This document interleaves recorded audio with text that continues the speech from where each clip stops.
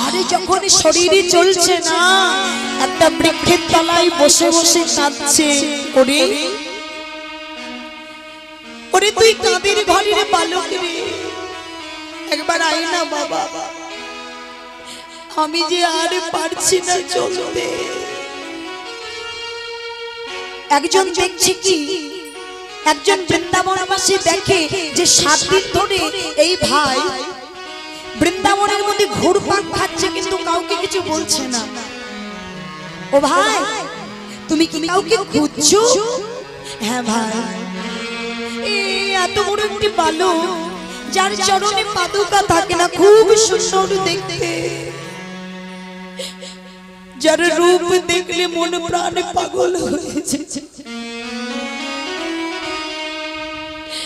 তুমি বলতে পারো তাকে আমি কোথায় পাবো?